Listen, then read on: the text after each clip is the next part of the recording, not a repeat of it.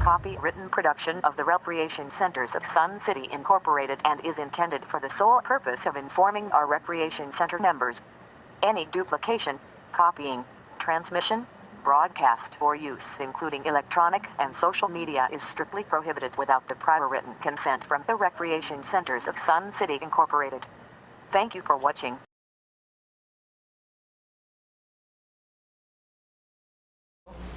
Yes. A welcome to everybody, and just a reminder to you all that there are sign-up sheets out there, one for guests, one for committee members, so please feel free to get up and wander over there if you haven't already signed in. Yeah, so today we have 5 presentations that I know about, actually 5.5. So Tom is presenting first, then Dan Haberman from Pickleball will be presenting, and then John Fast is doing 2 remote ones, and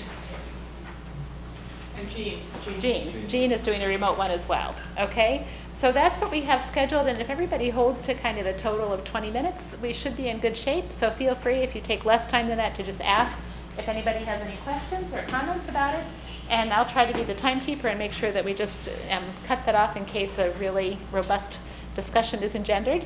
And yeah, Kat, you've got. Are you raising your finger, or are you just, no, you know, okay. Just reminding myself to turn everything off so nobody gets distracted. Yes, right. Good reminder to everybody to do that. I know we generally do that to make sure that your phones are off. Tell Jean to turn hers off. And I appreciate very much Kevin and his team working so hard to make sure that we had both audio and visual for our 3 remote members. So thanks so much. I know that's always a little bit of a fraught exercise, and we were fraught for about half an hour, but you got it figured out, so that's great. All right, Tom.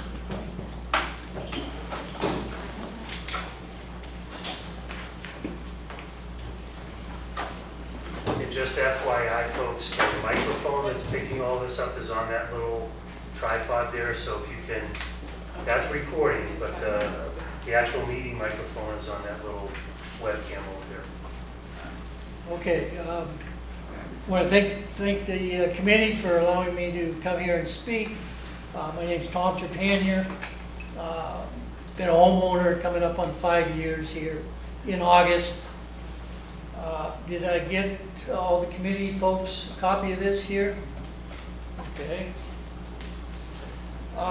Before I get started, I want to make a few general comments on things, and you know I said here proceed basically as per option 1B, and I'm not saying 1B is it, but I think the kind of the model and the things they included kind of fit with some ideas that I have,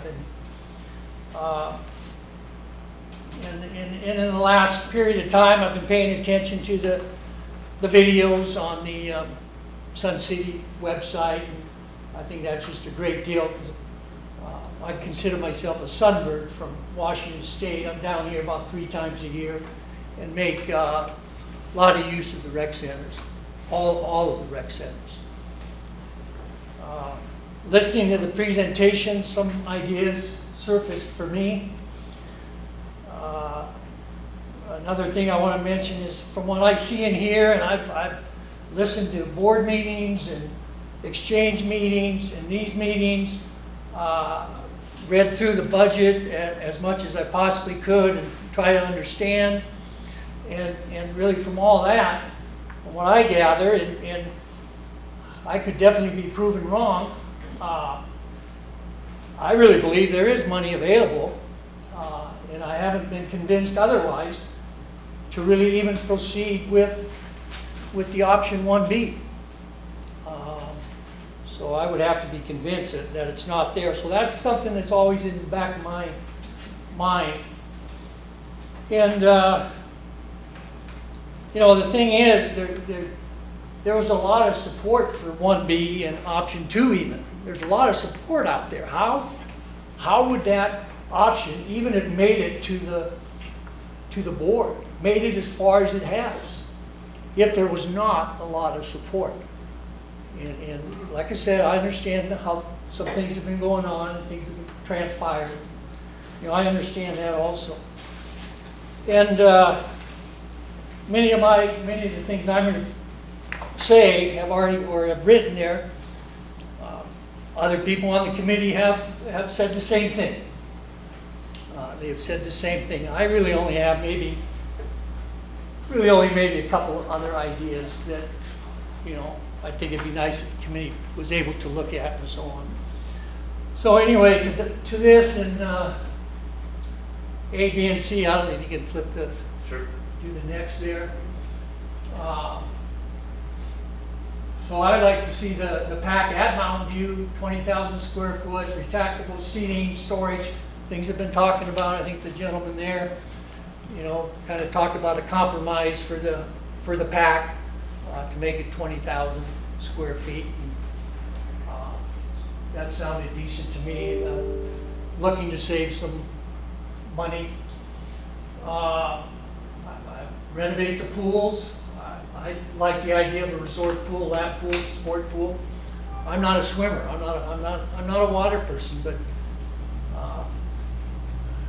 talk about the wow factor. I know when I looked at some of the original drawings, it was like, wow.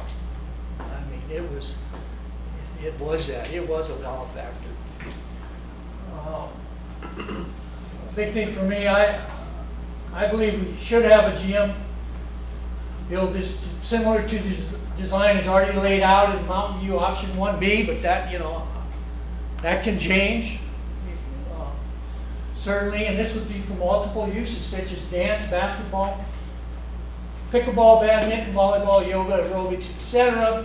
I think when you start adding those numbers up of people involved in those activities, that becomes a lot of people.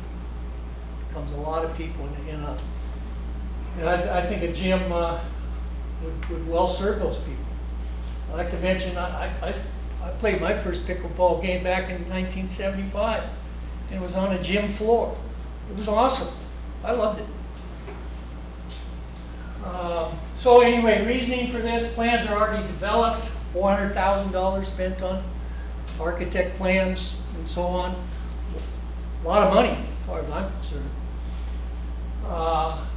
PAC club members have been waiting for a long time, deserve this to be completed sooner than later.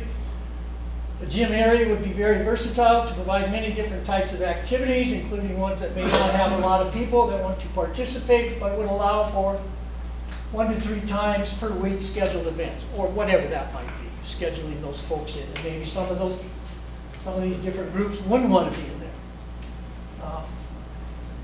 The last one really, you know, I just pondered that one. City with 40,000 residents, you know, not having a gym. One multi-purpose gym. It's like, it just seems, just doesn't seem right, I guess, you know, with everything that we have there. Next slide. Option 2, Mountain View options, and I know some of this has been discussed. Convert the Mountain View tennis courts to pickleball courts, possibly even enclosing all in a climate-controlled structure to allow for playing all times of day, all seasons. So in other words, those existing courts there, why not put those in a structure? Have those in a structure instead of building a brand new structure right in the middle of the facility there. And I don't know, I think that would save money. Remove the existing Mountain View lawn bowling for additional pickleball and/or additional parking. If needed, I hear about the parking, you know, possibly that is an idea. And again, like other people say on other things, I have nothing against lawn bowling whatsoever. But if it was needed, And we need more courts to support growing popularity of pickleball. I get that. You know, it's a growing sport. One thing I do want to mention up in Seattle, which I guess is supposedly the fastest growing area for pickleball, is that they are now dealing with the noise. They're dealing with the noise issue. And they said, you know, if you're playing pickleball all the time, multiple courts, it's like listening to popcorn pop. You know. So anyway, they're looking at things to settle that down. And next slide. And I know this is not Mountain View. I think it does play into it. If possible, to close the pickleball pavilion to make it climate control also. And I know this has been suggested. I think it's even in the long-range planning. Possibly do that at Mountain View, see how it works. Are people using it? How much are they using it? If it's climate control, coming in and using it, how much? And again, lessen the need for so many additional pickleball courts if they could play all hours. And again, I know a lot of people like playing in the morning and so on and so forth. Personally, I think pickleball's got to look at, hey, can we extend those hours? And I know they're doing that with getting in the afternoon, doing the ladders and so on and so forth. So anyway, that's all I have to say. And again, I want to thank the committee for letting me come in. I want to thank Gene for helping me out, getting set up to be here and to present. Questions, comments? I was just one comment, because you raised a question about closing the pickleball. And said, well, just enclose the pickleball. But every time you enclose something, it requires parking spaces. And parking right now at Mountain View is already at a premium. So we have to be kind of sensitive when we close things or recommend closing things. That comes with parking spaces. Yeah. And that's why I did mention, if needed, maybe the lawn bowling. Take a look at, removing that. And I know that was recently done. I know that was recently done 5-6 years ago. What? It's echoing. Oh, you're echoing. Yes. If our lawn bowling is removed, where would you suggest it go? Well, I believe there's 4 pretty nice lawn bowling facilities.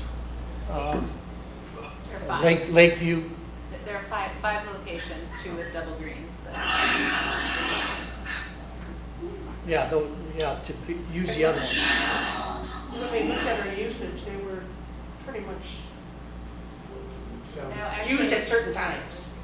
Actually, pickleball, the non-swimming and non-golf and non-fitness areas, your top users in order are pickleball, lawn bowling, and aqua fitness. There you go. And the fitness, I know that was on the No, I said ASU survey. taking out the fitness, the swimming, and the golf, which are just a different category, which we have lots of already at every center, except for this one, we've got those things. I'm just saying that the 3 things that in order of usage would be pickleball, lawn bowling, and aqua fitness.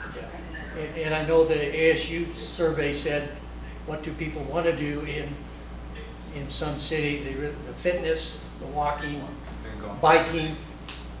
Anyway. Okay, you put on here renovate pools, then you have resort pool, lap pool, sports pool. So what you're saying is, besides renovation, really almost we need to build pools there, right? That's what you're talking about? Like 1B. Because Like in 1B, like in that, the option. that's what you're talking about. Yeah. Just, I think it'd be a good idea to have all those like it's stated in 1B and in the plan. Yep. Just retractable seating for the pack. Are you Right. assuming a flat floor for the pack or a tiered floor? I'm not assuming anything, and a lot of what I put up here, I think that you got to leave some to the architects to talk to us about.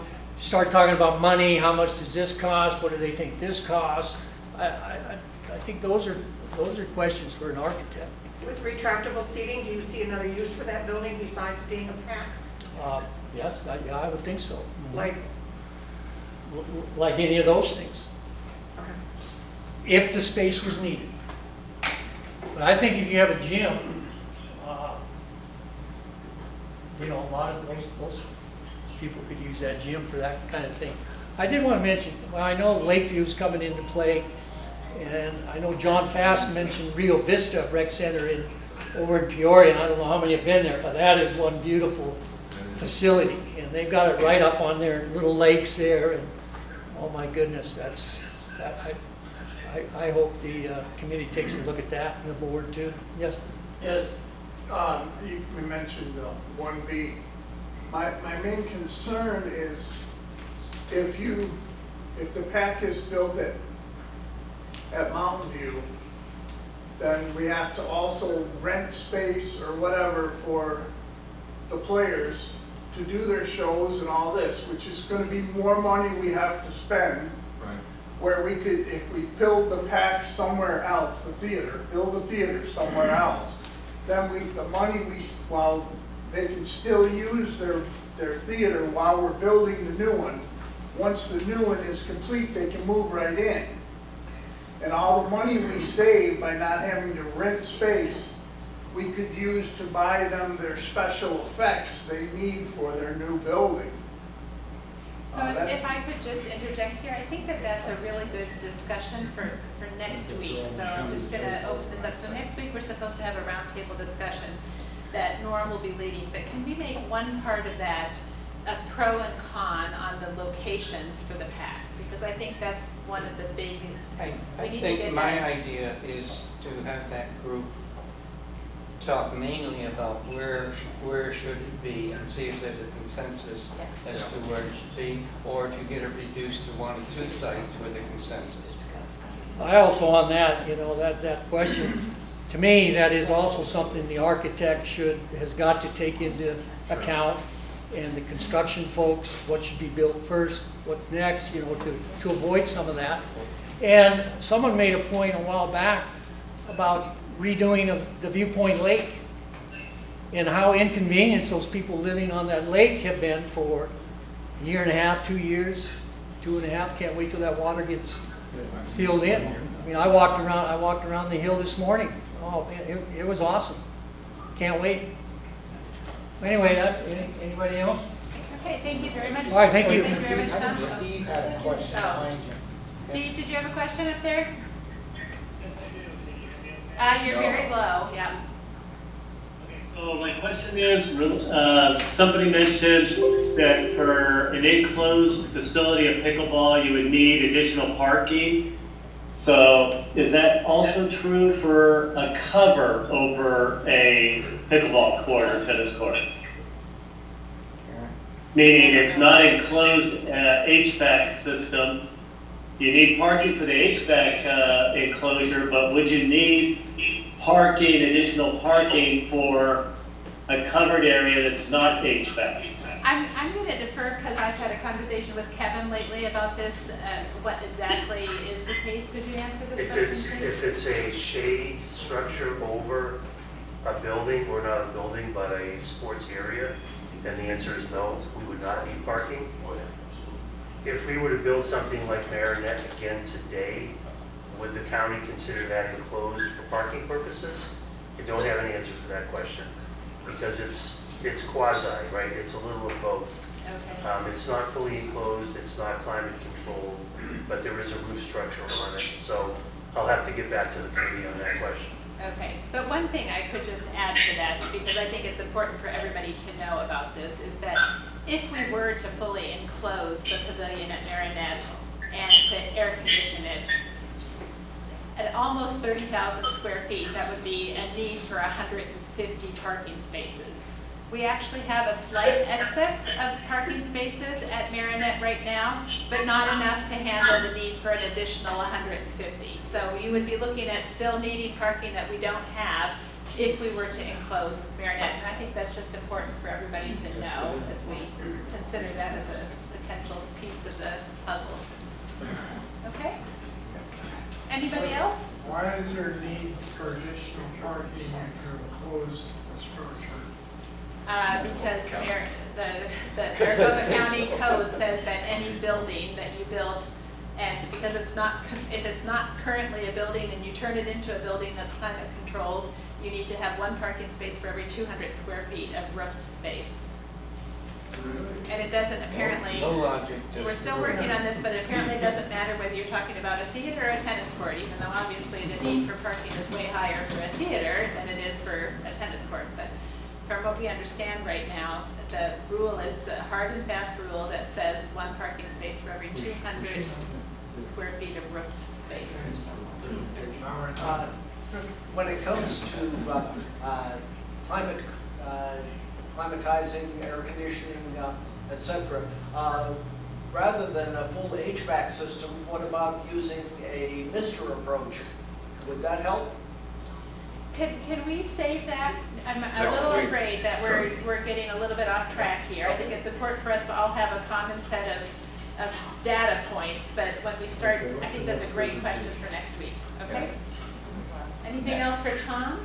No. All right, so Dan Haberman is on now.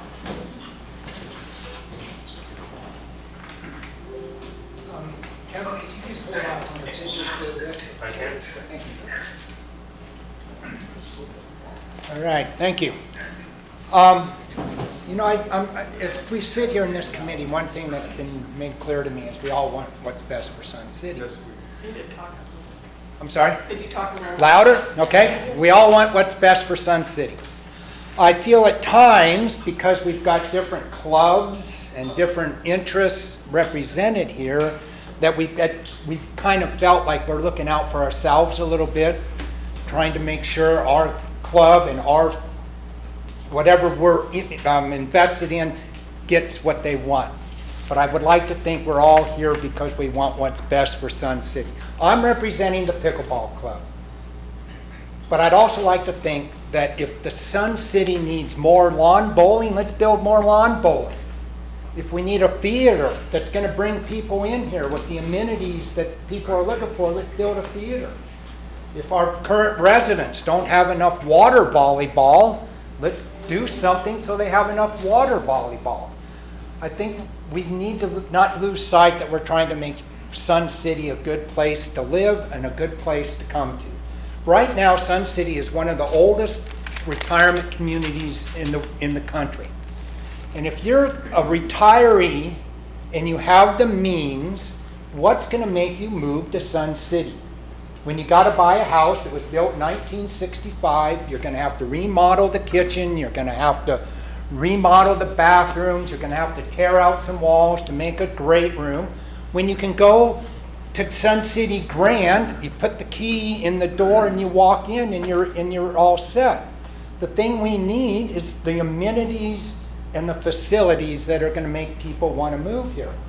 And I think that we can't lose sight of that, whatever that might be. So, I'm not going to repeat a whole bunch of stuff about statistics and so forth about pickleball. Karen McAdam did a great job recently. She's given you all kinds of facts, figures, graphs, statistics about the growth of pickleball.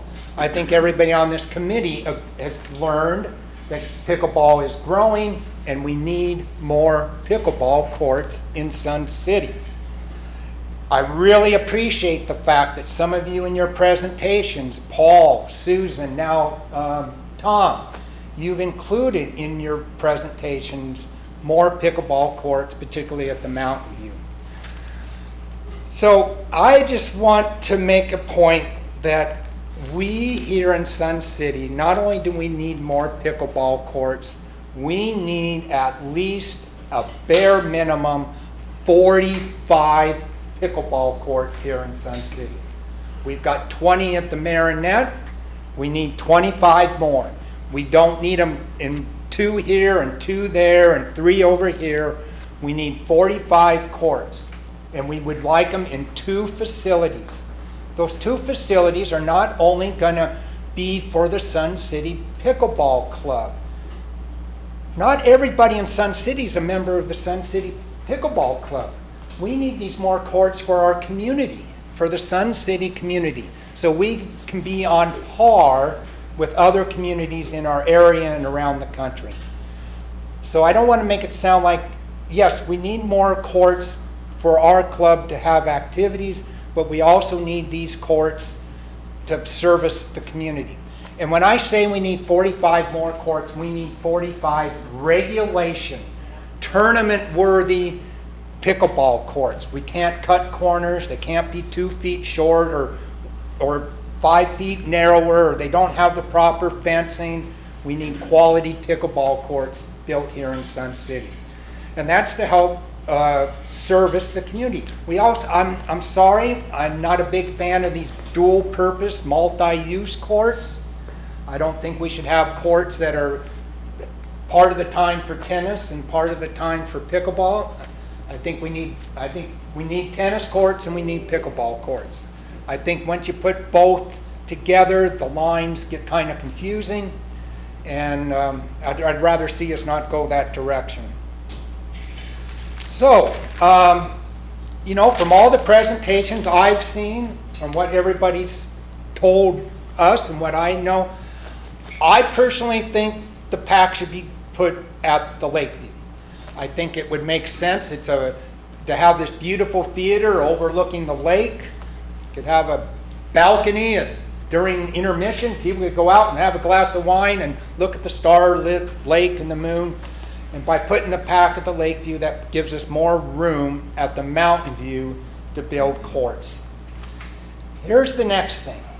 We need pickleball courts now, particularly some outdoor courts now. Not 5 years from now, not 10 years from now. Yes, if we build some kind of a climatized facility, it's going to take time. But we need courts now. This is kind of my second go around with this. I've already dealt with a previous board, and I was told we were going to get 16 courts at the Lakeview. I don't want to rehash that situation. It's water under the bridge. But the previous board told me and my club we were going to get 16 courts at the Lakeview, and that got thrown out, the bathwater thrown out. And all due respect to this current board, I hope you guys are on the board for the next 20 years. You might not. But the chances are the current board's going to change. How are we going to feel in 5 years? You guys have spent your whole summer sitting in this meetings. I've been here. I'm a snowbird. I went back to Colorado. I drove back here for this meeting. We need some courts now and not 5 years from now. Or else I can't imagine how disappointed we're all going to be if we've spent all this time and nothing comes of it. So I would urge that we at least do something to get some courts now. All right. Would like to just show a few pictures now. So Kevin, this first one, I just wanted to let you see that there is some space currently at the Mountain View to kind of enlarge and move courts. This is on the back side of the courts. Next one, Kevin. Well, that was not the order. This picture, I just thought it was interesting. Look at this huge, I'm not suggesting we put pickleball courts there, but look at this huge piece of concrete. I don't have any idea what that space is for. I think those tables and chairs Dale Webb put out personally, and they've been sitting there ever since. But it just seems like a waste of property to me. Okay, sorry. Kevin, this is some area between the tennis courts and the current auditorium that could be utilized. So that's some space. The other thing I want to bring up is Dave has talked about how the Mountain View tennis courts have been, he doesn't feel have been maintained. I'd like to now show you, if we're going to keep those Mountain View courts, they need some maintenance now. So Kevin, you can see the paint is wearing off. Kevin, there's cracks. You can see that's going right down the middle of the court. There's cracks. There's big chips of the court missing. There's another crack on the court. I think I saw that one. Did I? More cracks going through, and these cracks are not off. These are right in the middle of the courts. Another one where the paint is wearing off. That was a repeat. More cracks. There's what some of the paint at the courts look like. Some of these cracks and some of those chips, it alters the play. Obviously, when the ball lands on those. Also, I think some of the cracks and stuff are getting to the point that they're a safety issue. So if we're going to keep the Mountain View courts, and it was really nice. We just had the Marinette courts resurfaced. Great. these courts are in need of some repair if we're going to hang on to them. Okay, now, I'd like us to think out of the box a little bit. When Steve Oakes gave his presentation, he mentioned that this committee, that this is just not about the Mountain View.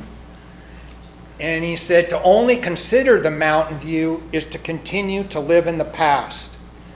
So I'd like to just show you a couple of slides here. We talk about there's no property available in Sun City, but that's a problem. So Kevin, I'm standing in the parking lot of the Fairway. Across the street from the Fairway, look at that chunk of property. The parking, the buildings, I think there's a couple more of that, Kevin. There's another one. Okay? My theory, or my thought is we should be looking into purchasing or leasing that property. I can't imagine that at some point in time that property is not going to come available for sale. Already at the corner of Peoria and 107th, they put in a halfway house drug rehab facility that people are very unhappy with. What happens when Maricopa County decides to buy that property? And they think, oh, great place for some affordable low-income housing.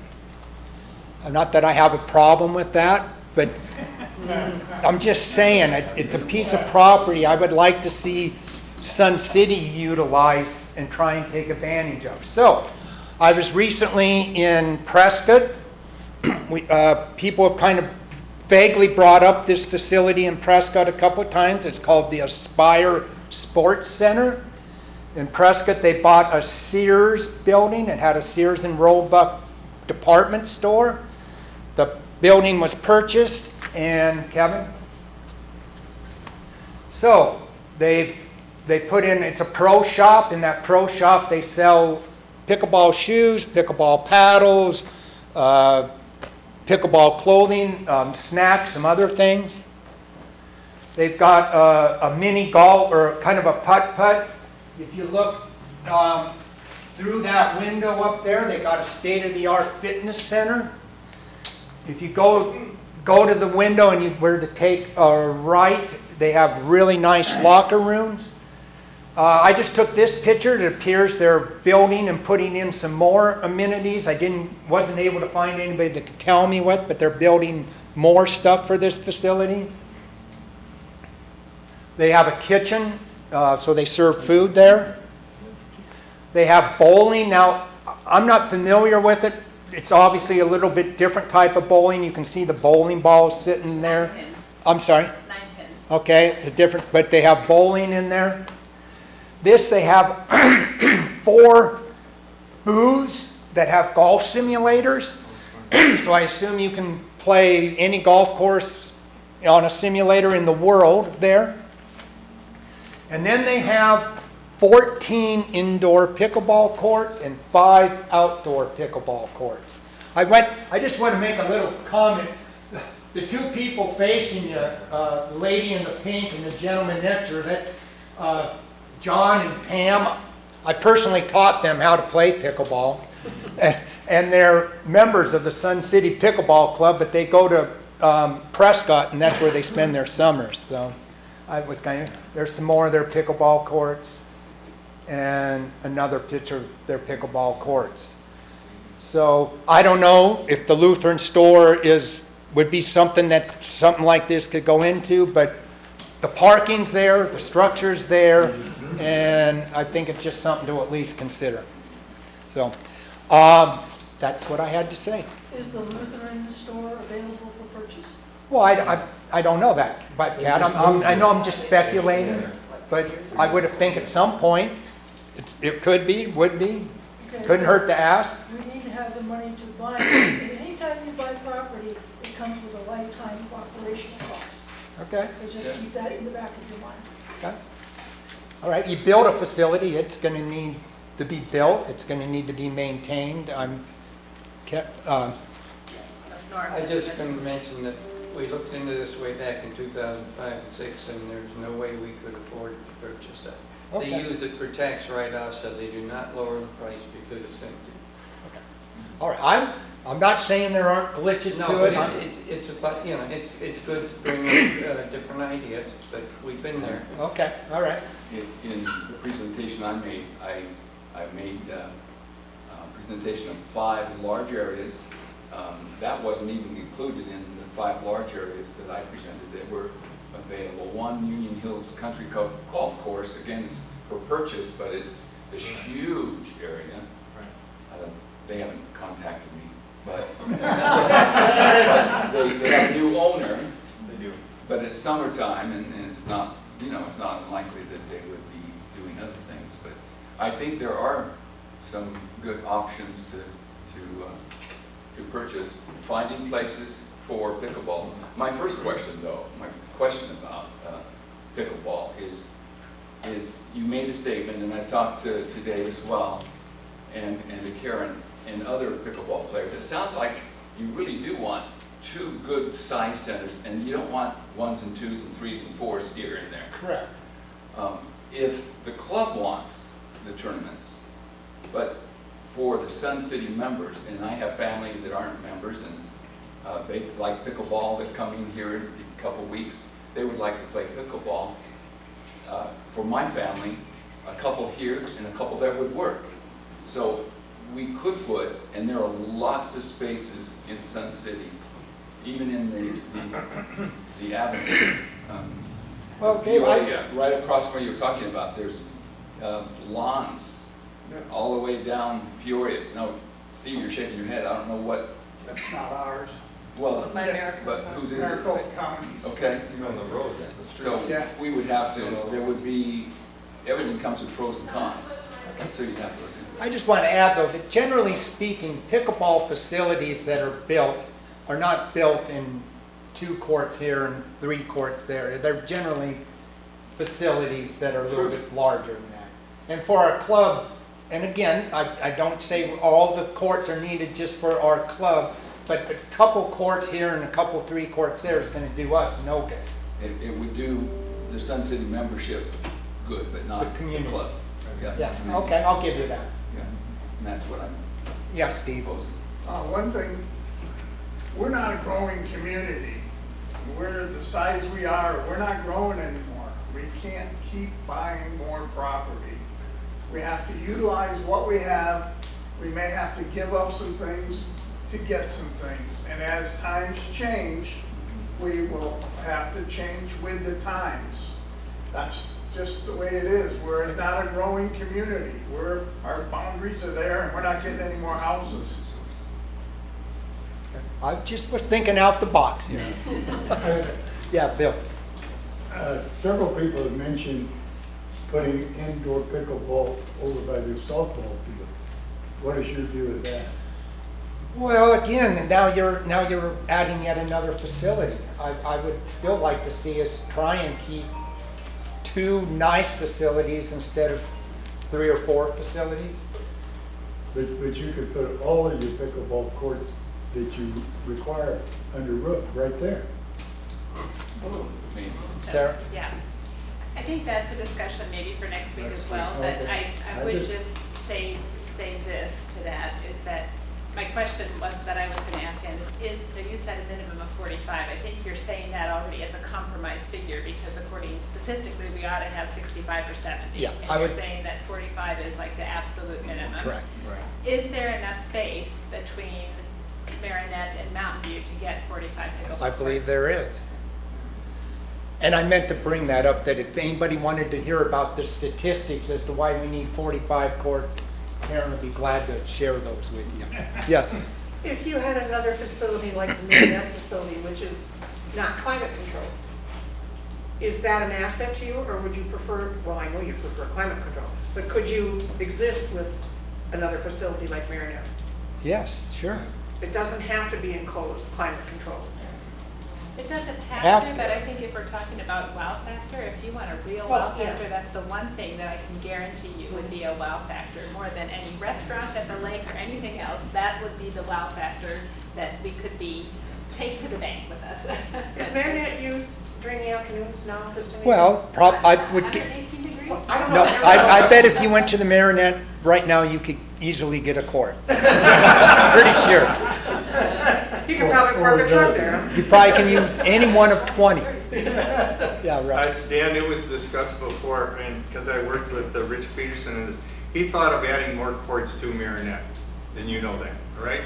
We put it over the retention area, and could be not floated, but mounted up over the inside, without buying property, inside the walking track.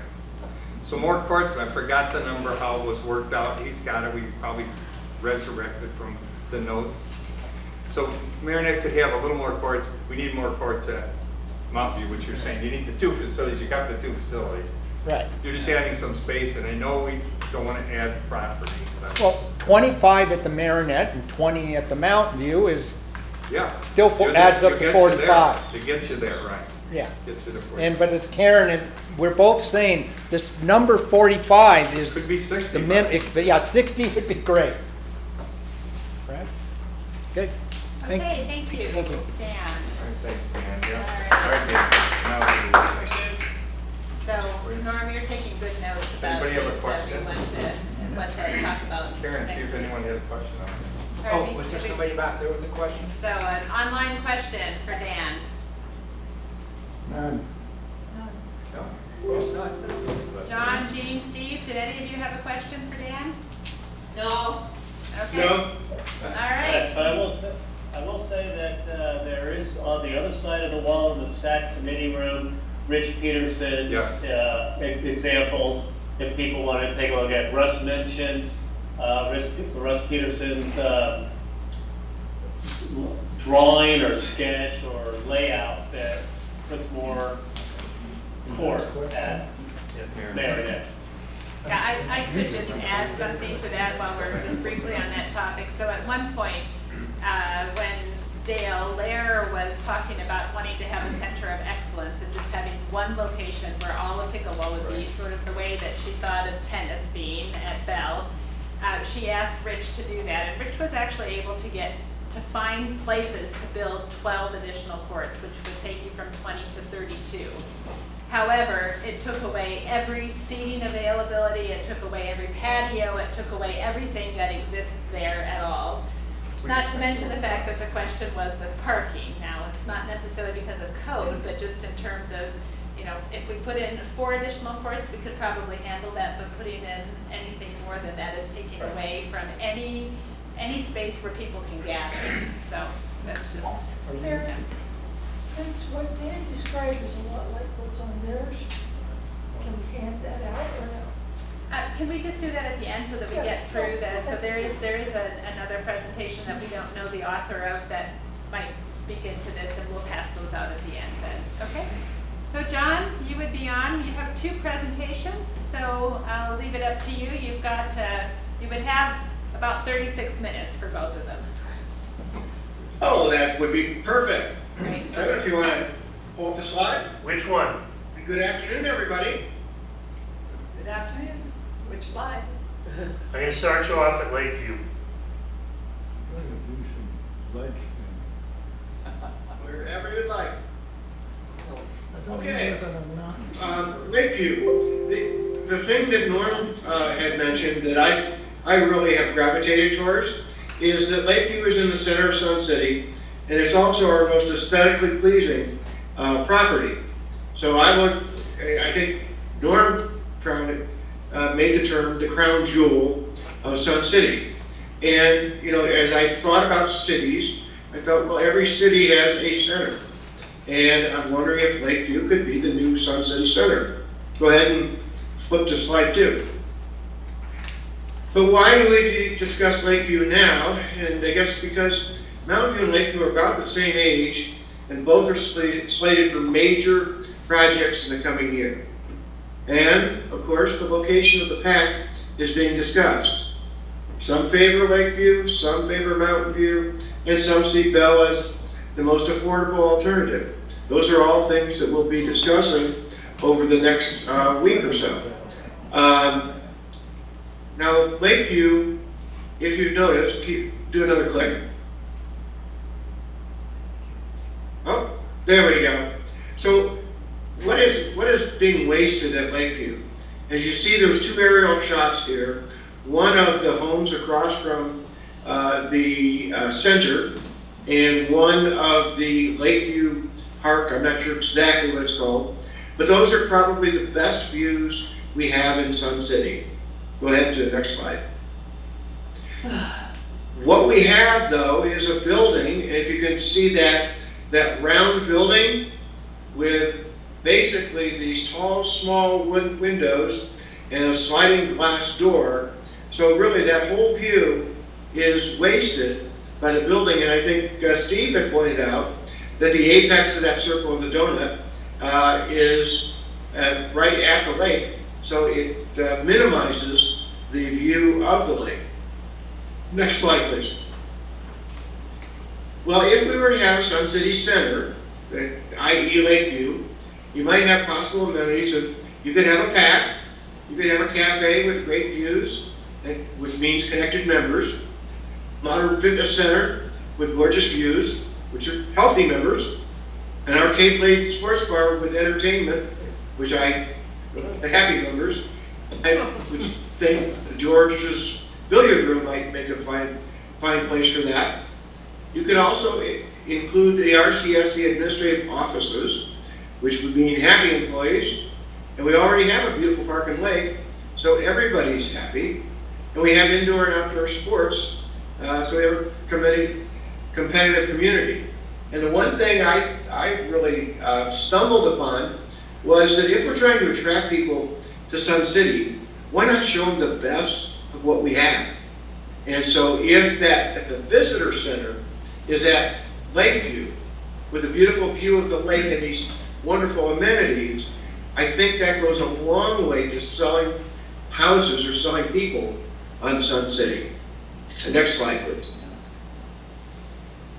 So there's many possible ways, and this is really for an architect. I can draw boxes all day long, but the building itself can lend itself to two wings with view lines that optimize the view of the lake. And an architect could probably say, well, and you could build a third story with glass walls all around and not impact significantly the parking if you were going to use that building.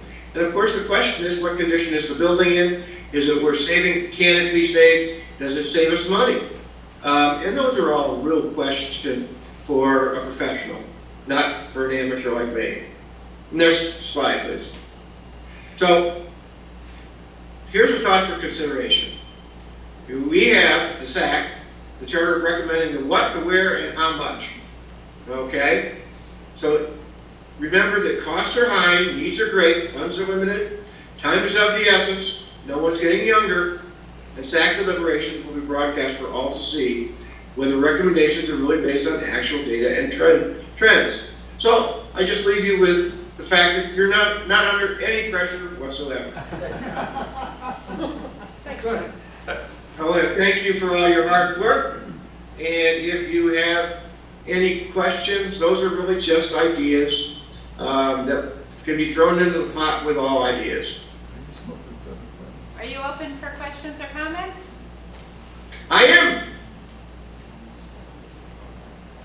That was a great presentation. No questions. Does anyone know if the PAC would fit where the tennis courts are now at Lakeview? No. No. No way, okay. No I way. do.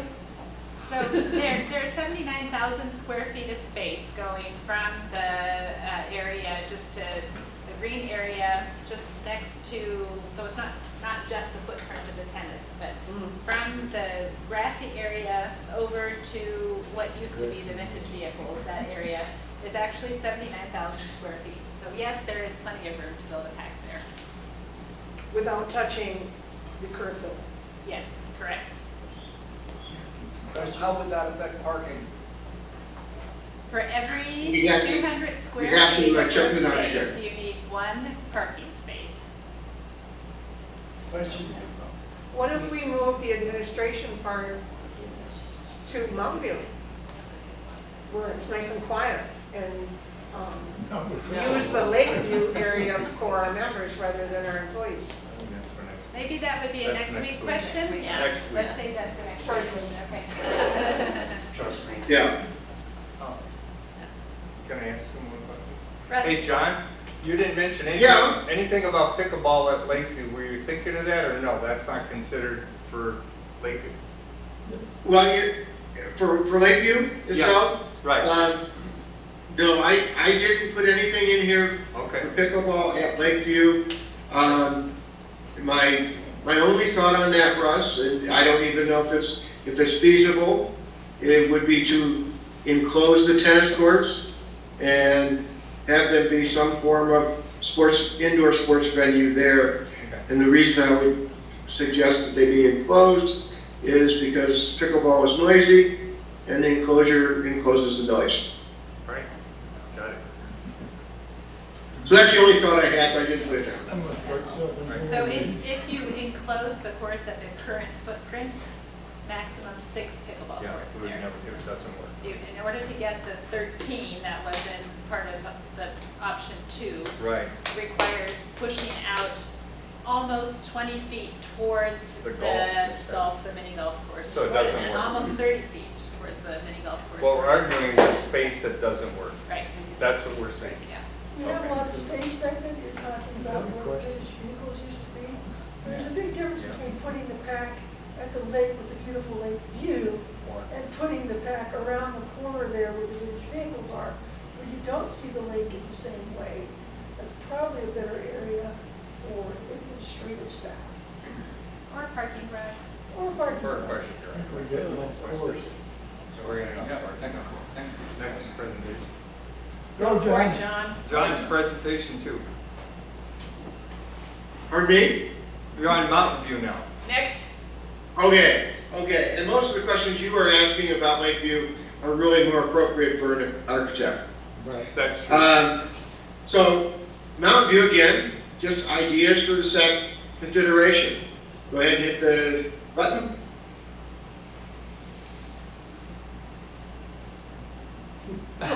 We've talked about the most activities that are most engaged in by members, and I hope that you recognize that breathing is number one. Ha ha ha. Very good, thank you for your like. Next, please.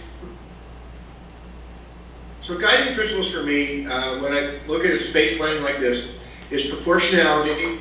That means that the facility is proportional to the need. Flexibility, that the facility can be used flexibly.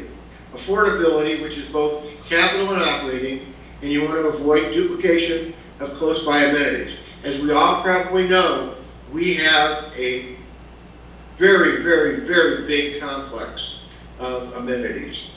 And so you don't want to duplicate amenities right next to each other. Next slide, please. So this is the current Mountain View Center, as you recognize. And people have often asked me, why is that building shaped the way it is? And I have a guess or a theory, and that is that it was built around the time of the space race. And that looks like a capsule to me. I could see no other purpose of building a building like that, other than the architect saw a picture of a capsule and said, let's make a capsule. So the current Mountain View Center has 11,220 square feet auditorium, 3,850 square feet fitness center with 255 parking spaces.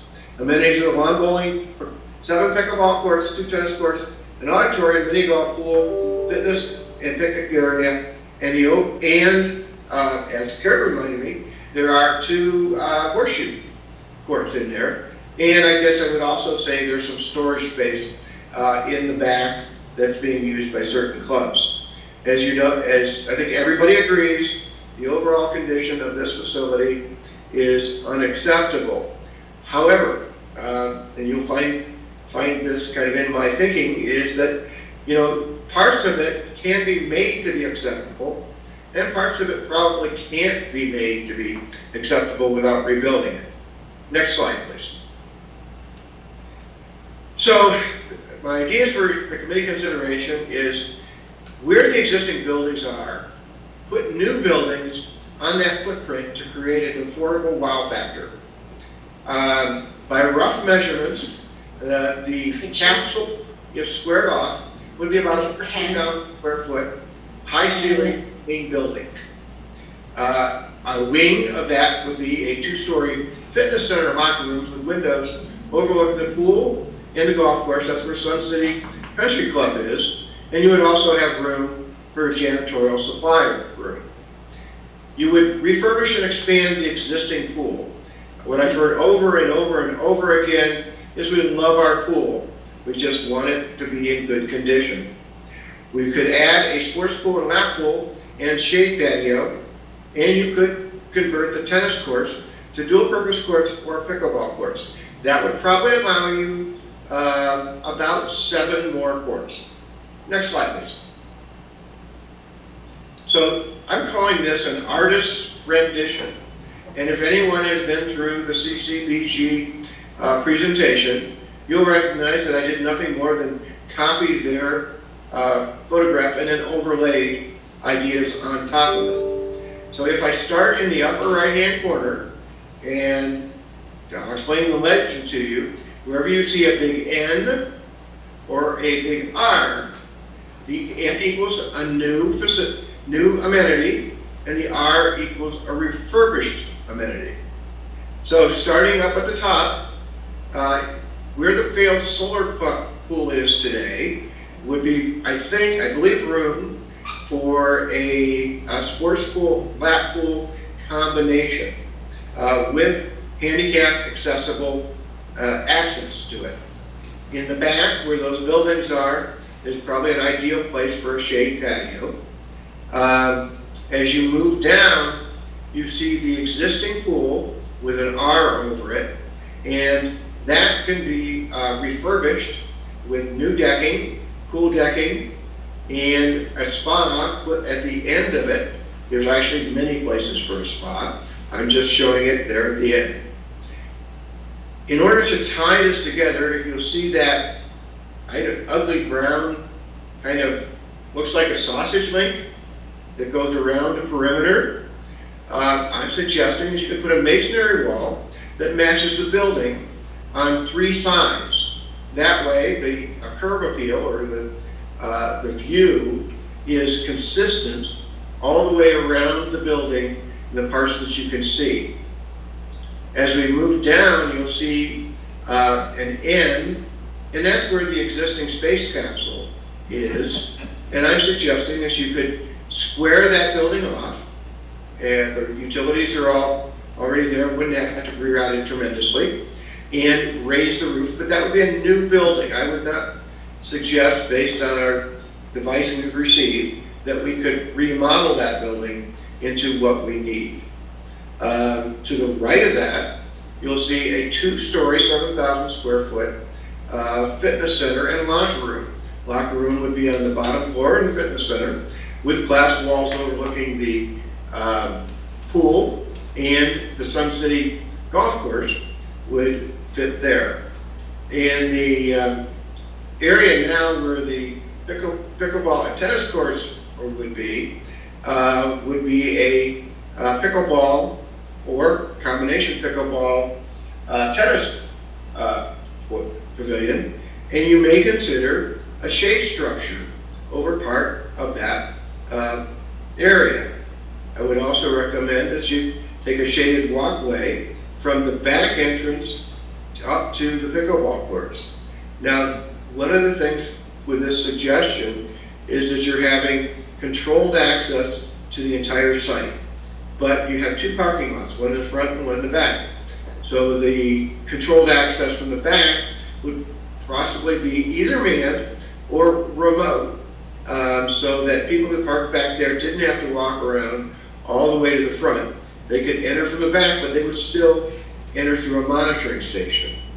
In the front, again, there would be a facility attendant that mans the monitoring station, and quite possibly he's the camera of people coming into the back. The other amenities, the lawn bowling and the mini golf are well, the lawn bowling is in great shape. The mini golf would be refurbished to new.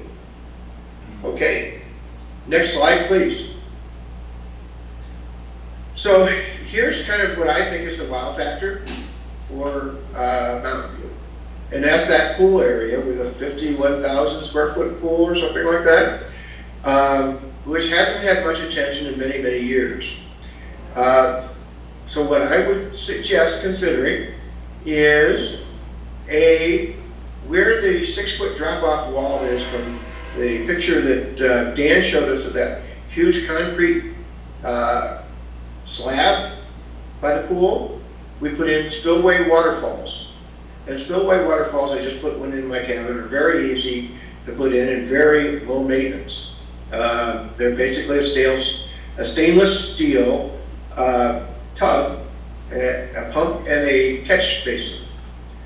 You can then see in front of that there's a spa that could either be covered or uncovered. As you look to the left of the spa, you'll see where we now have a stair entrance to the pool. I would suggest making that into an ADA ramp so that people with disabilities can easily access the pool without going down the stairs. If you look to the far right, you'll see that we have 14 shade cabanas. 8 of those are already there and just really need to be refurbished. And then in the back of the area that is now a unused area, failed solar panel, passive solar heating facility, would be your sports and lap pool. And you could either leave the wall there if you're concerned about noise spilling over from the water volleyball into the resort pool, or you combine the two and take the wall down. I also have put in here a covered patio behind the sports pool. Another suggestion I would have that's not shown on here that Paul Higgins brought up is to expand the restrooms down at the pool level so that there are more showers and restrooms. Next slide, please. So this is what a pergola at the end of that pool looks like. So as you can see, that pool has, if you could go to the previous slide, please. That pool has an area that juts out, which is called the teep end. Many people call this the bobber, because people go in there with life jackets or whatever and bob around. But you could easily put a pergola over that with seating at the end, and would provide partial shade for people in the bobbers, if you will, and also provide a seating area that's under partial shade. Next slide, please. And that's what it could look like. Now for the cabanas, click again, please. At the one end of the pool, you'll see that there's a shaded area with, I think, 8 stalls that are pretty basic and pretty ugly. Now those, however, are, I think, the foundation for some really beautiful wow stuff. So click again, please. So those cabanas are basically the framework of these cabanas here. And no, I'm not suggesting that the cabanas come with a pool boy. That's what I was going to ask, John. I knew you were, Steve. But you can see how simple it is to put in louvers, to put in curtains. The ceiling is already there. The back wall is concrete and could be made into a mural, for that matter, and that the furniture could be whatever you want it to be. Next slide, please. This is what a spillway waterfall looks like. And the nice thing of having a spillway waterfall where we have a difference in levels between the building level and pool level is that it provides kind of a nice serene sound. It's also a very beautiful thing to look at without a great deal of expense and I think without disturbing the retention area that's at that end of the pool. Okay, next slide, please. So this is the failed solar field that you see on the other side of the wall by the pool. It's in all of its beauty. Yeah, right. Now, if you would click again, please. In that space, we would put all these happy people, which, and this is a picture, of course, of Oakmont and the water volleyball players playing volleyball. The nice thing about that area is, of course, that there is a wall there, and that does tend to dampen the noise, because I've noticed that the water volleyballers are rather boisterous when they're playing. Next slide, please. So there comes the elephant in the room. What is the 14,000 square foot high ceiling building? Well, it can be a lot of things. You could make it a indoor sports venue, a multi-purpose auditorium style theater, or a single purpose theater of that size. As you recall, the size of the Stardust Theater is under 10,000 square feet. This would be 40% larger. Next slide, please. Now, I guess you're going to ask, why would we consider auditorium style theater? Well, I'm going to provide this for your consideration. With an auditorium style, you have much greater number of uses. That is, the dance floor, like the sundial, the floor is still there and usable for other events. You can use it for indoor sports during the summer. You can use it for dance club events, dinner theater, and many more uses. The other thing to keep in mind that over 99% of Arizona retirement communities use this style of theater.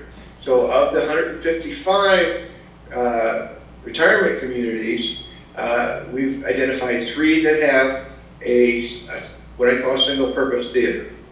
And I hope this is never the case, but if things don't work out as expected, you can always repurpose something like this into more of a Rio Vista kind of gymnasium slash sports facility. Next slide, please. And everyone, I think, thinks that when you talk about retractable seating, you're talking about the bleachers you had at high school. Well, most of us had it. Some of us, Norm might not have had that. Thank you. Did they come out with bleachers then, Norm? No. We had barrels. Oh, okay. Bleacher, okay. So, but this is, I mean, these are, seats can be configured and designed in a number of different ways, and you'll see them throughout the world in various venues, from Saudi Arabia to the UK to the US. Lots of campuses and universities use these, and you can get as fancy or as simple as you like. And you can have various seat sizes in different places. And the access to these chairs is basically through what I call half steps. So if you take a step and divide it in 2, that is the step that you have to go up. So it's kind of a compromise between a slope floor and a full set of stairs. But those stairs provide enough rate so that you can have excellent seating. They can also, and when they're designed into a building, they can be designed for any number of purposes. Next slide, please. So another thing to consider for the committee is you do want to allocate your money to the project based on the expected member benefit. And you know, we have spent a lot of time on data and how many uses you get and whatnot. And so, you know, as you begin your deliberations, I would encourage you to go back to that data and see what it tells you. as I look at this plan here, swag stands for some wild ass guess. It's about 12 million. And so, you know, we could create, I think we can create a wow factor at Mountain View without breaking the bank. Next slide, please.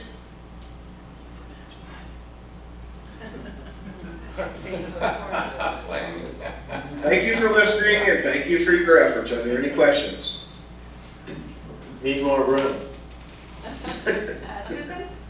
Yeah, one thing I keep noting is we keep seeing these multi-purpose, but when we had our earlier presentation about current availability within Sun City and percentage of use, the one thing that they made very clear is one thing Sun City has is tons and tons of multi-purpose facilities, a flat floor, of which there's currently a 3% usage. So why would we keep aiming for more multi-purpose flat surfaces to be added to Sun City? To me, that's a waste of money. I'm just saying. I mean, I keep hearing that presentation. Susan, I don't think there was a question in there, but I'll take your statement.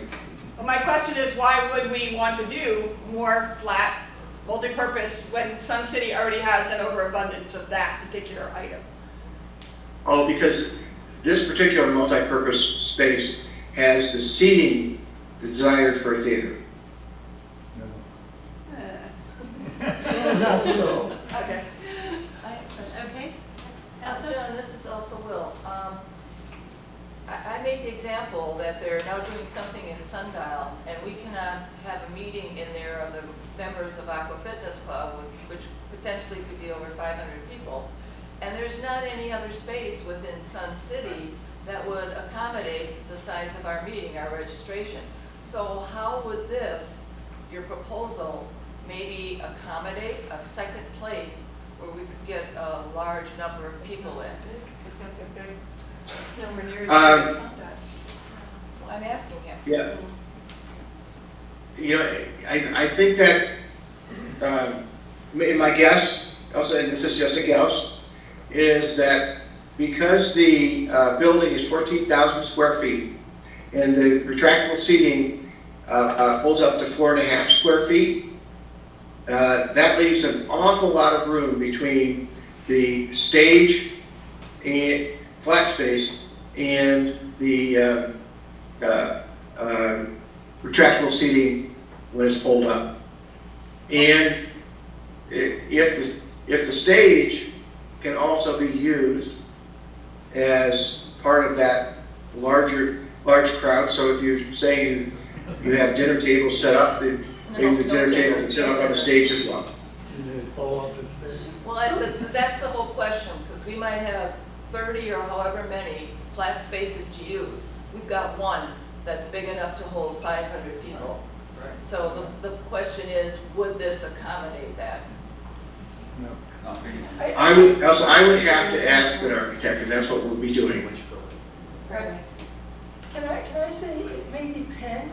So for example, if your theater, let's say it's 375 seats, you can sit people in 375 seats in chairs, and then in front of the stage, you might be able to get another 100 or so seats. If I could at least answer this proposal, no, that will not work, because we have 500 people walking around to register for classes, and it's on the floor, and people are in wheelchairs, whatever, so it's not something you can use with the bleachers. It has to be a flat surface. So this would have to have the retractable Yes, seats. full. Okay. Yeah, I think all those are good questions for an architect. John, I have a question to David Clausen. I'm interested, fascinated at the retractable seating. If it were viable, I would consider that. Looking at the picture that you portrayed, we were looking away from the stage, and there was gradual rising of the seating to doors in the very, very back. It looked like 20 feet if you elevation from the stage about 20 feet higher, so it wouldn't be a flat surface unless those doors are second story. Yes, David, in that particular design, there's a dual level Okay. building. So the flat space is on the second level. But again, that's something for the architect.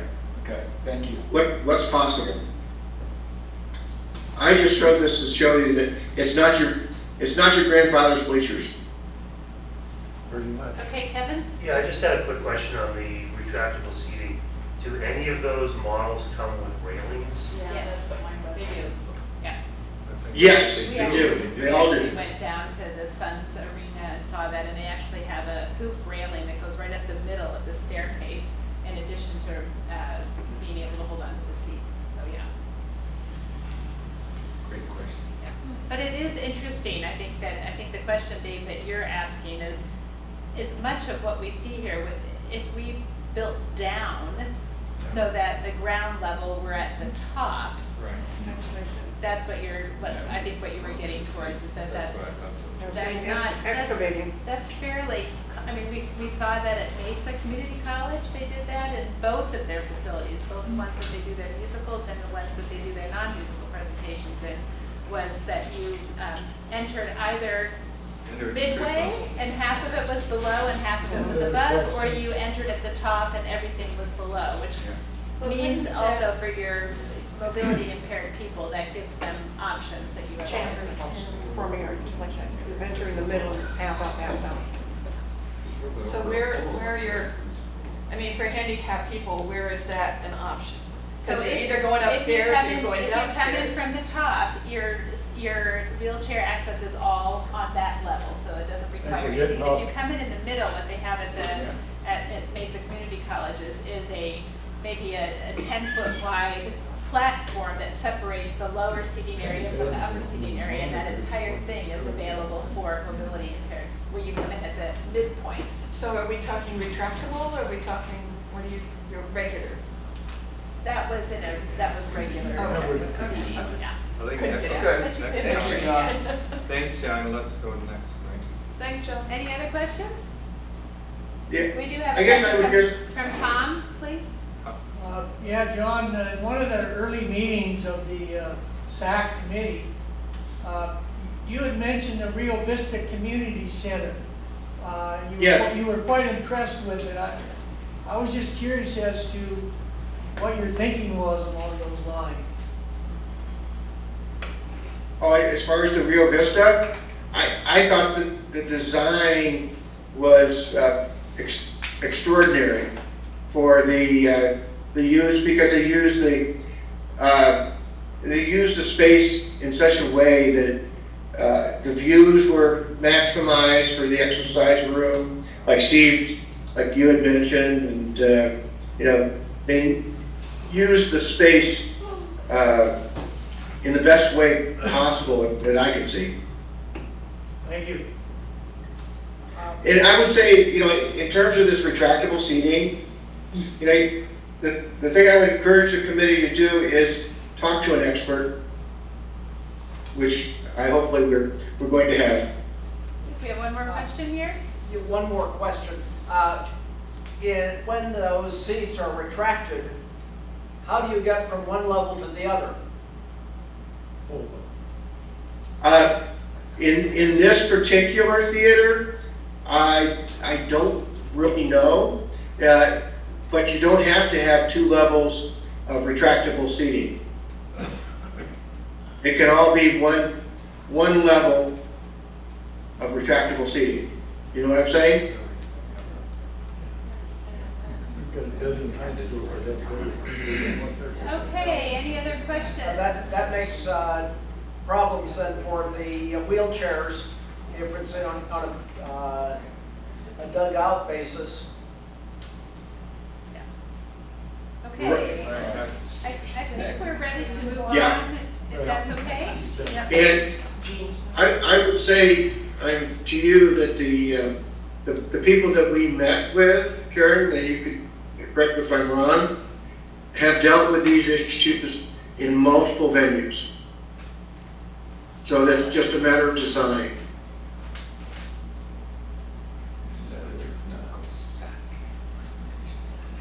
Okay, so Jean, we're. Thank you. Thank you, John. Thank you.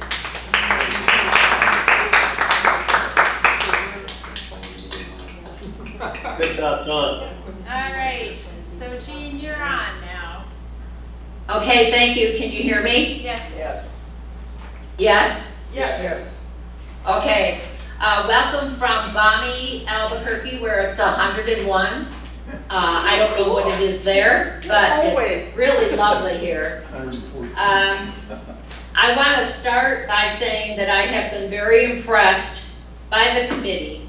Some of you volunteered, some of you were volunteered, but regardless of how you got here, you have shown the board, the staff, and the community how to be a team. Your passion for Sun City definitely shows. You've helped reinforce this board's commitment to transparency, communication, and self-governance. This project weighs heavy on our minds. Don't think for 1 minute that this is going to be a snap or easy decision for any of us. We pay our assessments just like you do, but we do have some added responsibility. Now, just a forewarning, this is not your typical presentation. Instead, it's full of random thoughts and ideas that are expressed by me. Go ahead, Kevin. Next one. Okay. Okay. Next. As you can see, we've got the fine art of juggling, and it is daunting. Okay? Even more. Are we already behind the 8 ball? Have we even begun to scratch the surface?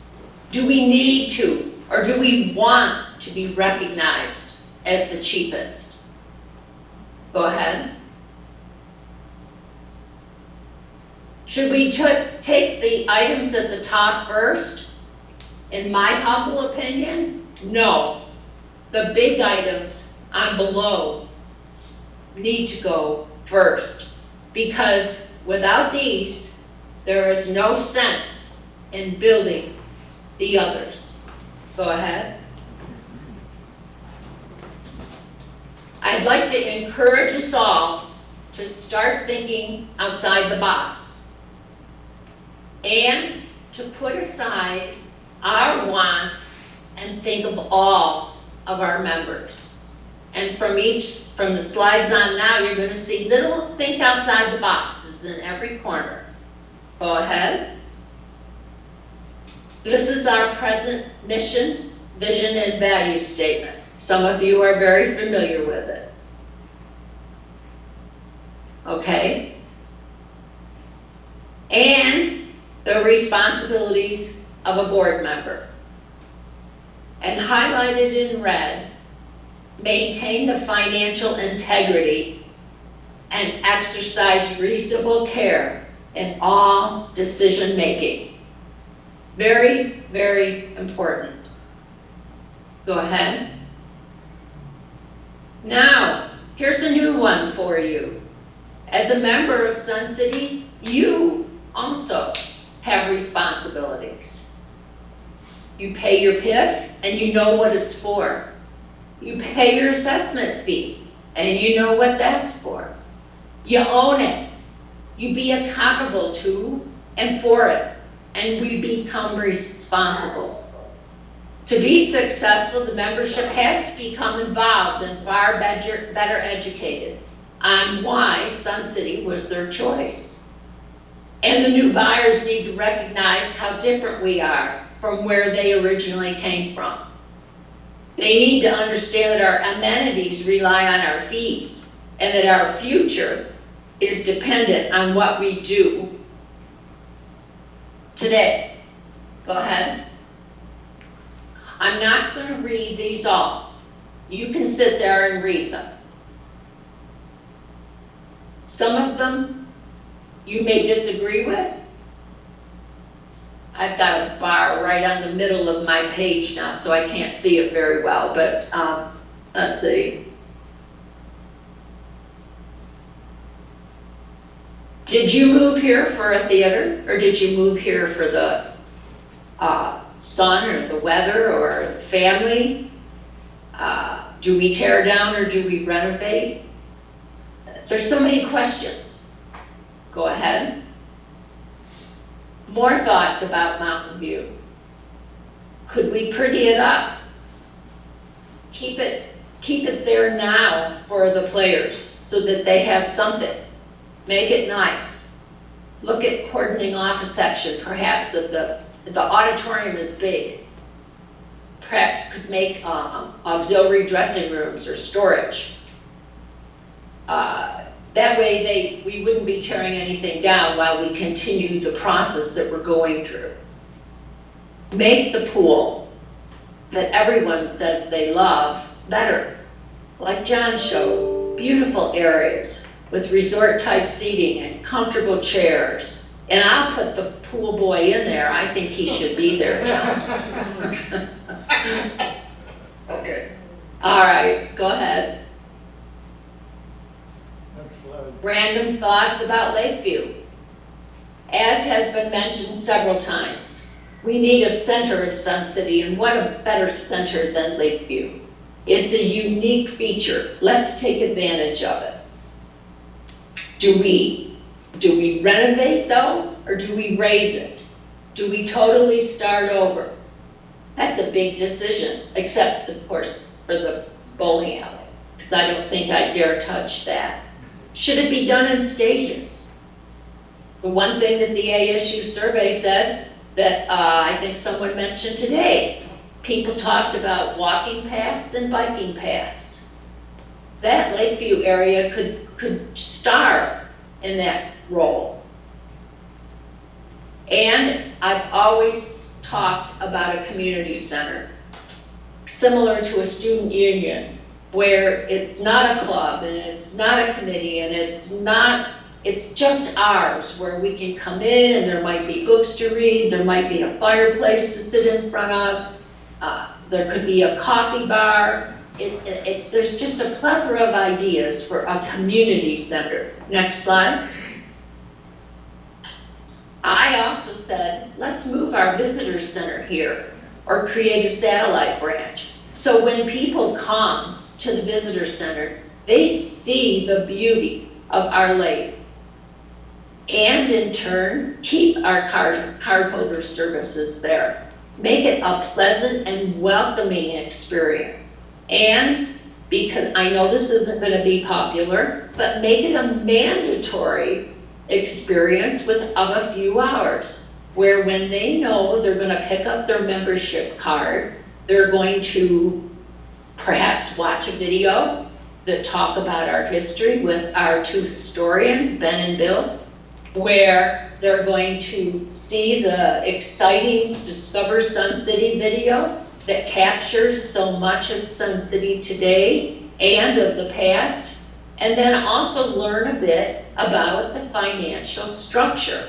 Perhaps our CFO could do a video on that. Once they complete that, then they get their card and a coupon for a free lunch at George's. Once this becomes the norm, it isn't a big deal. It's just something that people will know they have to do when they come here. And then last of all, the main thing is to follow up with a welcoming committee. I'm sure there are a lot of people in this community that would just love to go and sit and chat with a few people and tell them their experiences and let them know what a great place this is to live in. Go ahead, please. And this is random thoughts about everything else. Karen told us about using the the Valley Wave for riding in Sun City. There's also the Northwest Valley Connect. Perhaps that could be utilized. I always say that, you know, Sun City, it's not like we're that far away from a center. I don't see how we can really complain about having to drive all that way when I live down the further south. Marinette's only 15 minutes for me. Well, I guess that's when the snowbirds are gone, but maybe we should re-examine the idea of each recreation center becoming known for a specific activity. In this instance, I talked about moving the tennis courts out of there and putting pickleball in. Why? Because pickleball is noisier than tennis.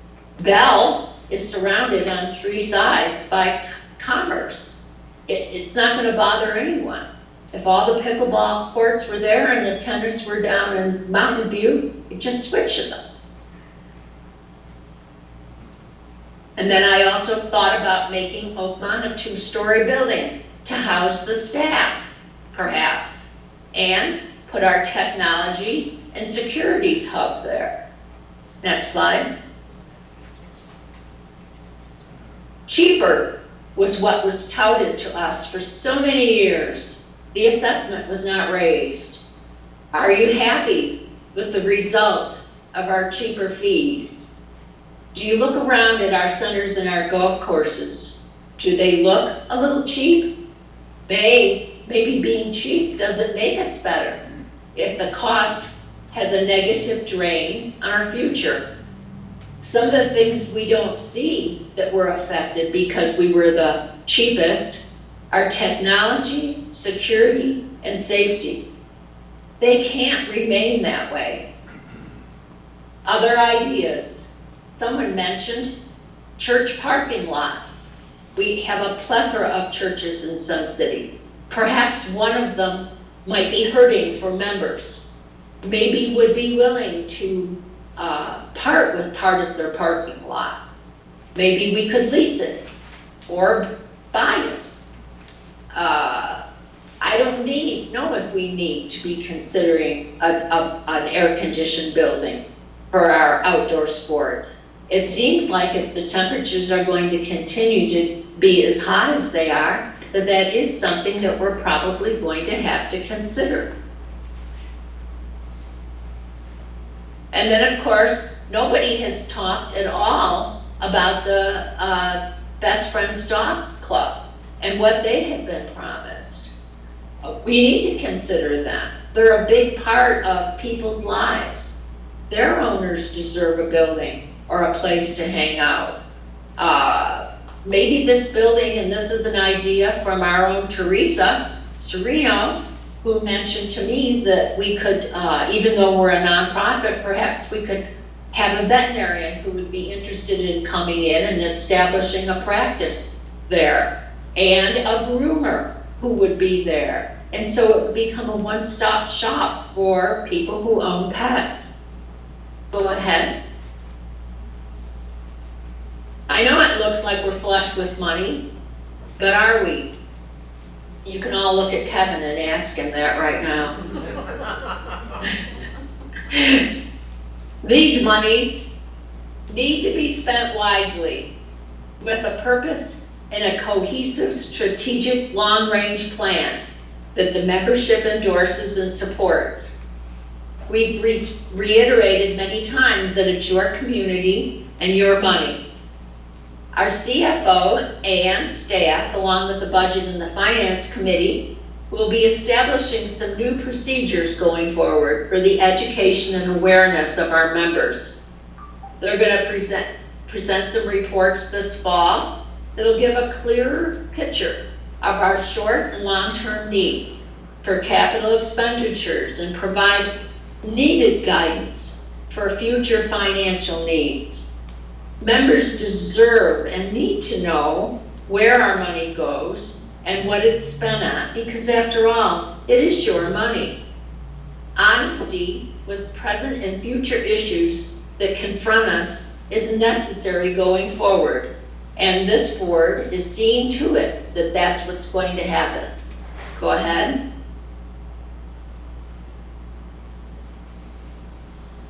So keep in mind that anything we build should be determined by ensuring that we maximize the utilization so there is a return on investment for the membership, all of the membership, on a needs basis.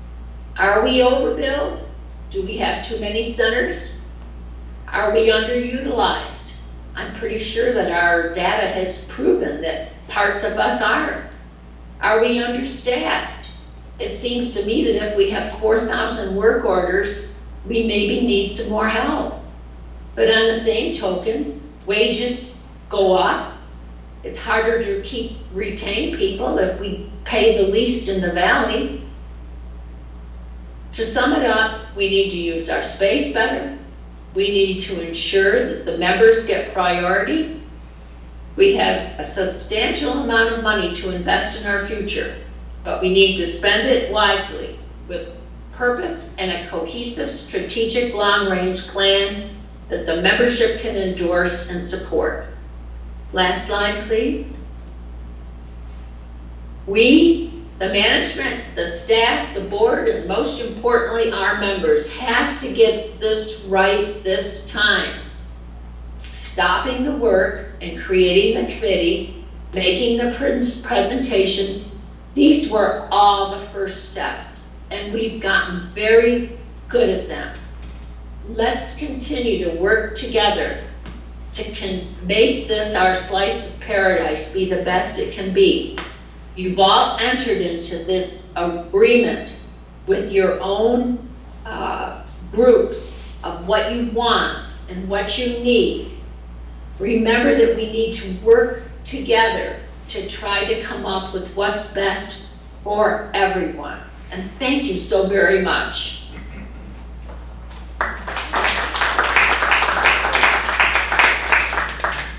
Thank you, Jean, for opening the floor for any comments or questions. Okay, that's fine. I can, as long as everyone speaks up, I can hear you. I've got air conditioning in my RV going and it's a little loud. Okay. Yes, Anita. Jean, it's Anita.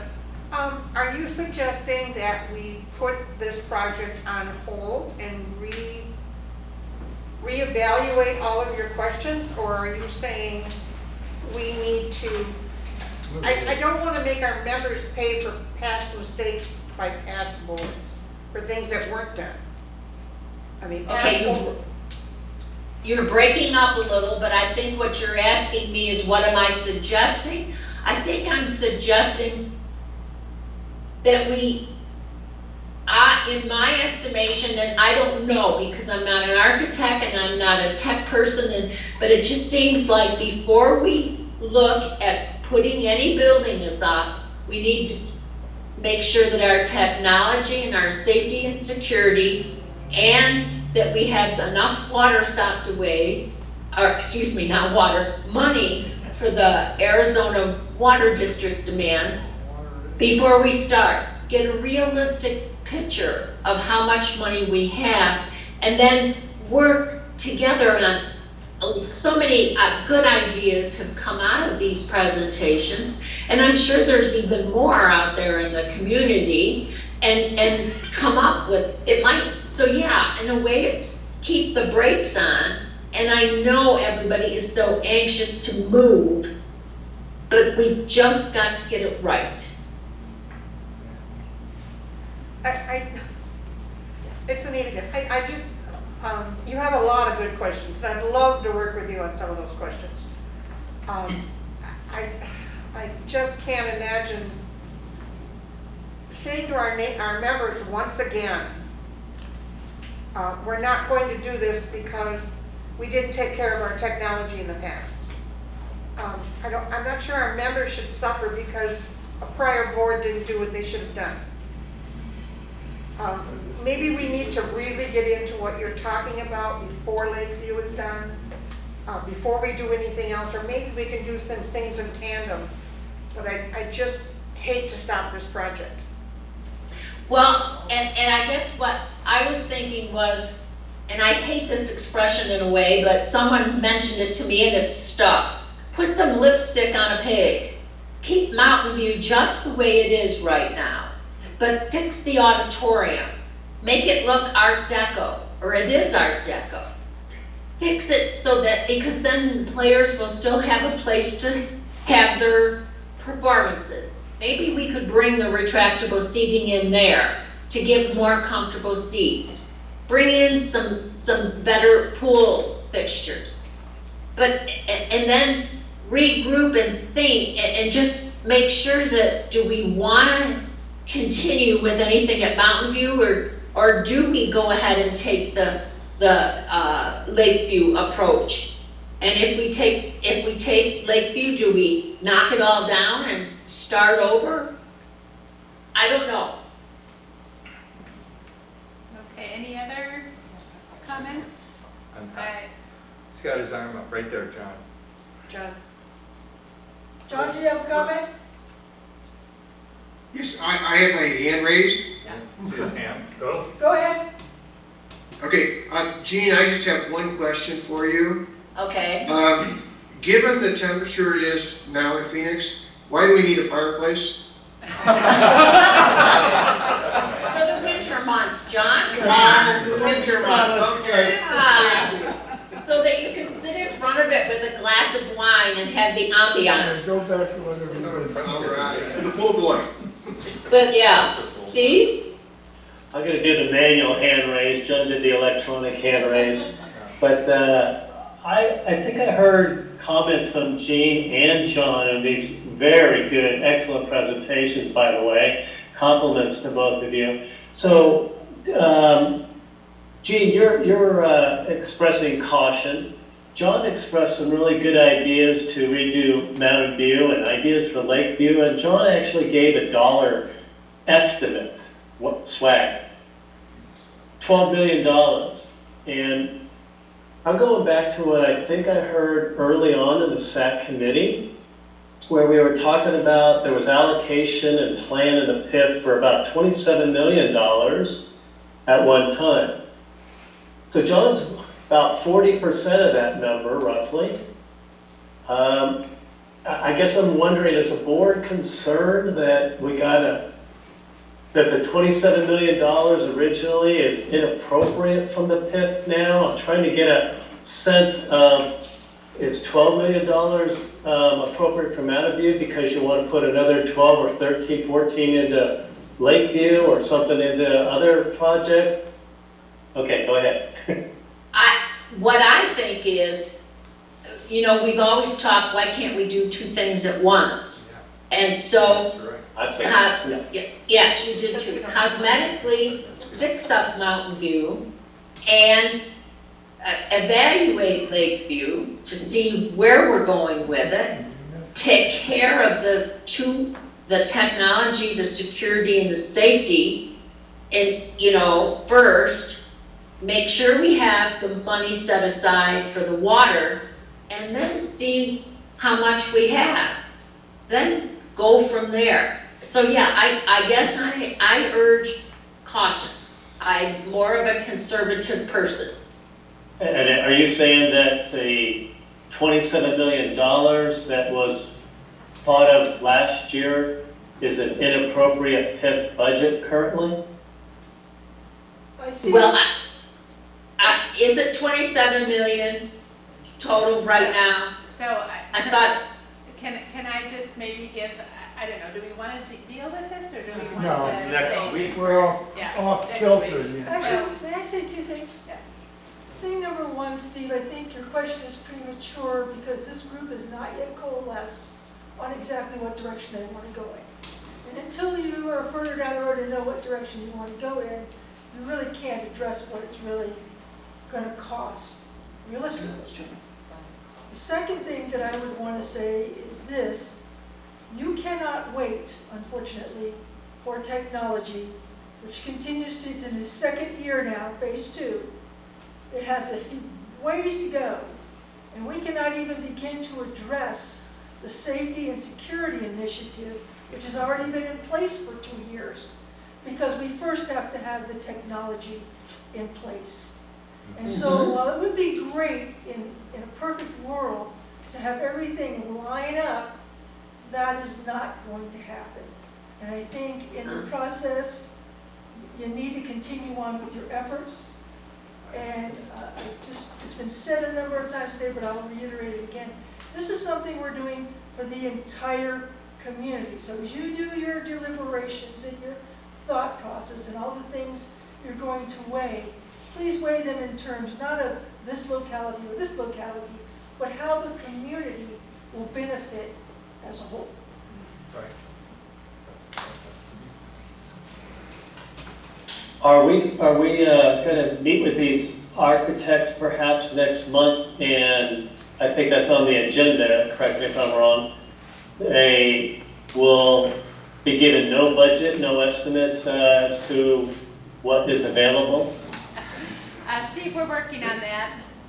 So the Budget and Finance Committee has sat down with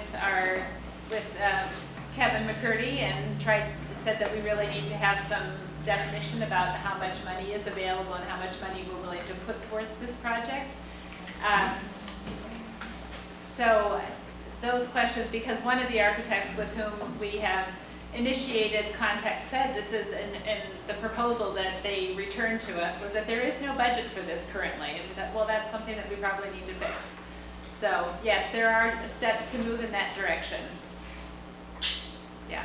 So I just in terms of where we are budget-wise, I guess I just really quickly can say that based on the last PIF presentation to the board, which was in November of 2021, there were between $27 and $28 million allocated to the first 2 phases of the Mountain View project. Okay, so that's money that actually exists that comes to, as I said, between $27 and $28 million. The idea was that Lakeview in 2034 and 2035 was going to be at $21 million, and phase 3 of Mountain View was going to be about $13 million, but not until year 30 and 31.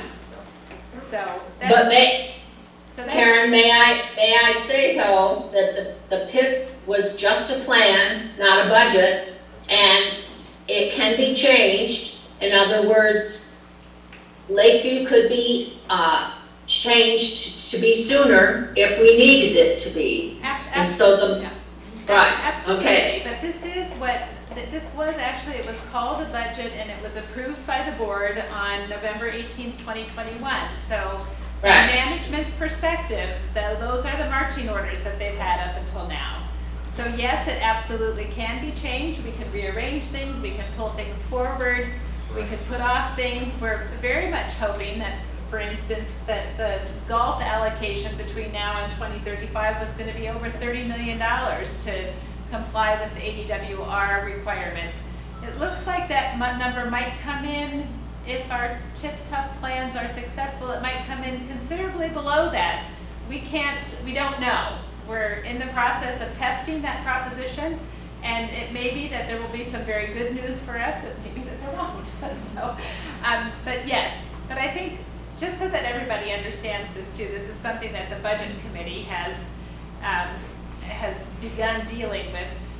In one sense, our coffers look very full from a PIF perspective. We have $32 million sitting in the bank right now, and every year between $6 and $8 million additional come into that.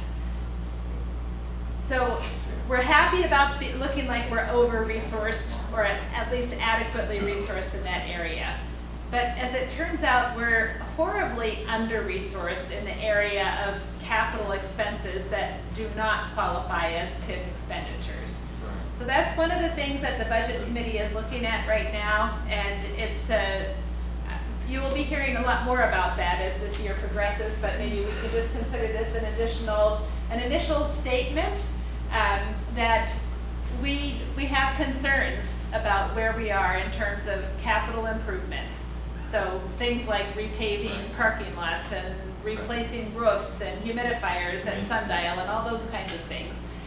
We are not well resourced in that department at all. As a matter of fact, it's we need to do something about that.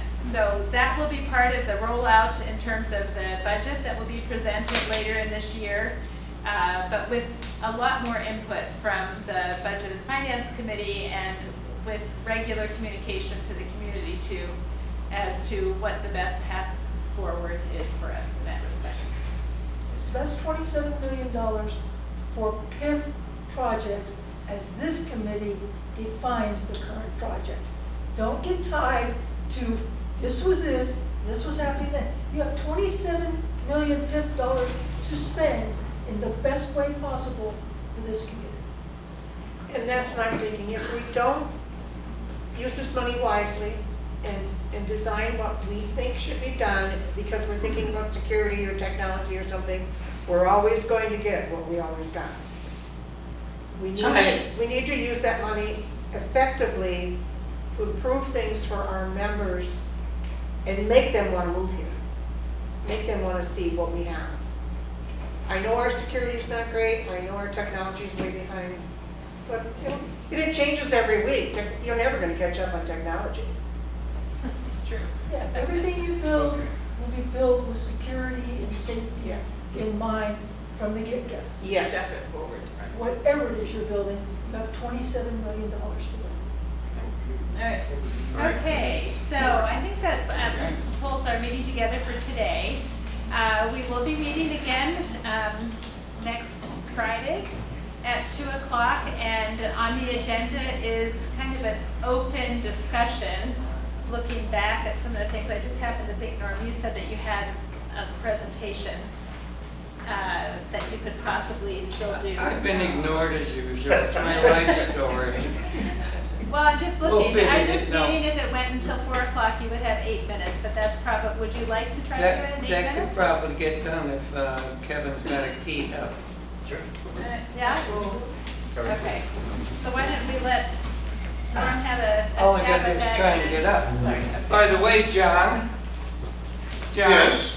while we're stumbling around here, I just want to know how come you're over in some exotic site and I'm traveling 4 hours to come back from Prescott to sit in 113 degree heat.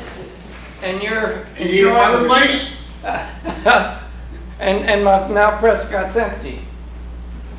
Did you bring it? I got it.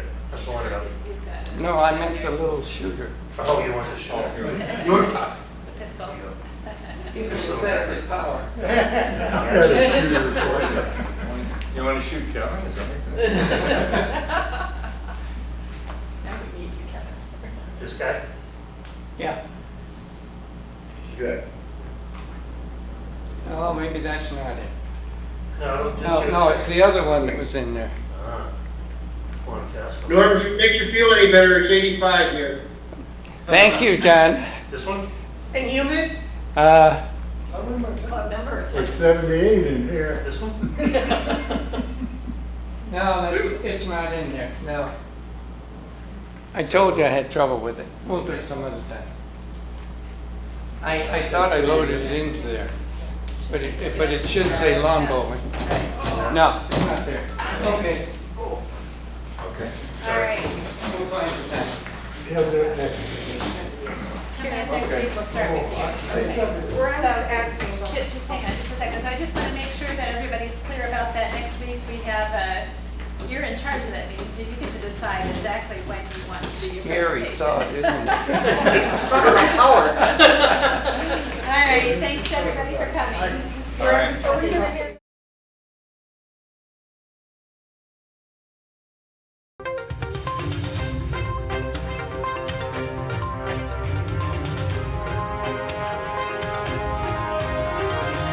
This is a copyrighted production of the Recreation Centers of Sun City Incorporated and is intended for the sole purpose of informing our Recreation Center members.